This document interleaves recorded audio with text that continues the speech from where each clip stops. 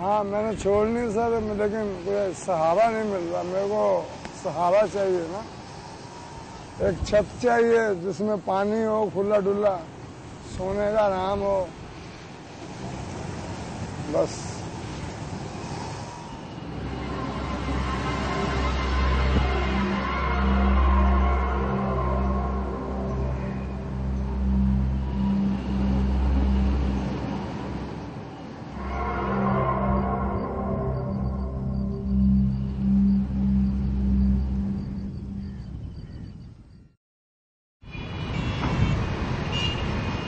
Karachi city. The sprawling metropolis exudes a sunny and bustling charm. But behind the facade lies a chilling ruthlessness that drives the city on. Only a select few have resources to fall back on, while those who make mistakes they can't afford will find themselves on her unforgiving streets. And the traffic of daily existence will simply flow past them in silent contempt. ज़िलावत के अलावा कुछ भी नहीं। इन 25 सालों में हमने अपनी ज़िलावत के सिवा कुछ भी नहीं कमाया। How should one view an addicted person, and is it fair to see them?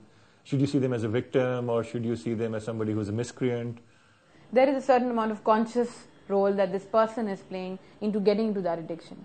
But we must educate society about the fact that beyond a certain point, the person does not have control over what he's doing. He's not manipulating for the sake of manipulation. He's manipulating because he cannot help himself. I think it's very unfortunate that we tend to victimize these people because, firstly, who can judge another? So, how can you judge what pushes somebody into addiction? When they are in that state of using the drug or even before using it, they are not able to look at the adverse consequences that will follow. And the second thing is that once a person has fallen into that trap, then victimizing them achieves nothing. You've got to lend out every possible source of support and make every resource available to pull them out from it, because it's such a powerful lure, this chemical. But what of preventive measures? What role can society play in lowering our vulnerability to addiction? Society fails to acknowledge the fact that there are some phases of our life in which experimentation and all of that is absolutely normal. People will ascribe a big stigma to that. Parents will not talk about it to their children. Children will not talk about it to their parents. In return, they will just continue doing what they're going ahead with. There are many cases in which there are parents who are comfortable talking to their children about it. Those kids may even experiment, may not even experiment, because the curiosity is not so much there. When there's something they've already talked about, something they have been exposed to, then they are at a full right to choose that this is something I do not want to get into, this is something I want to get into.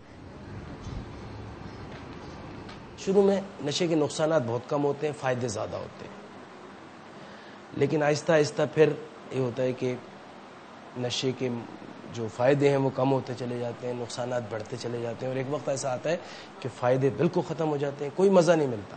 जितने लोग भी नशा करते हैं वो दिल की गहराइयों से नशा छोड़ना चाहते हैं, क्योंकि उन्हें नशे में से अब कुछ भी नहीं मिलता, ना मज़ा मिलता है, काम काज के तो काबिल ही नहीं रहते।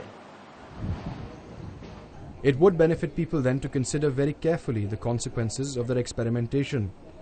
For a drug like heroin, there is a lifelong price to pay for even a free sample.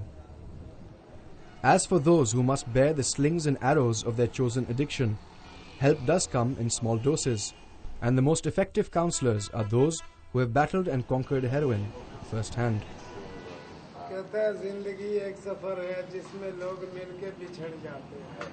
Yeah, there's a friend of mine's shooting in the back. I know him. I can understand what he's going through. And I would say probably that is my history, right at the back. Because these are some of the places where I would come and take drugs and do drugs. So I don't have to look too far in history. It's right there. Many addicts, many former addicts who successfully go through rehabilitation will then go and help with rehabilitation. And it just tells you how much of an impact this rescue has had on them. And they make the best rehabilitation officers because they've had the experience themselves. And it goes back to the point that you were making earlier, that somebody who hasn't been through it, can they appreciate or understand or imagine what it is like? Well, no, they can't, and there will always be that belief gap or that imagination gap. But with the next addict, there certainly isn't.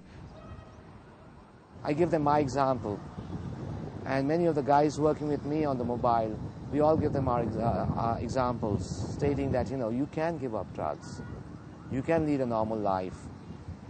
My name is Steve. I'm a recovering drug addict.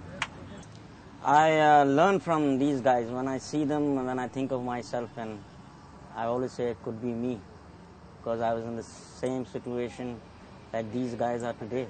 I say if you don't watch it, you can be back to square one. So this keeps me going. Unfortunately, relapse is a lifelong problem with drug addicts, and especially reformed and rehabilitated drug addicts. And so rehabilitation in drug addiction, it's well known, is not a one-time deal. It's a lifelong process that you have to keep working at. It has to be a well-rounded process, a bit of medical help, a bit of psychological help, psychiatric help. All of these together need to be done, and all of these also on different levels. That is what is going to help the person get out of the suffering, and that is what is going to reduce the chance of relapse.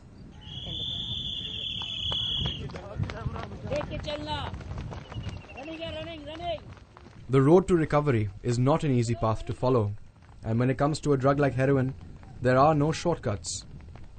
For the many who have battled the addiction, it has been a physical, mental and emotional ordeal for which the reward was freedom.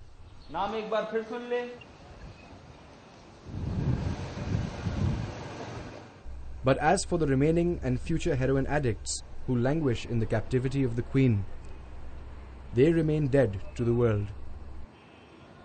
But given the opportunity, attention and care, they can be brought back to life.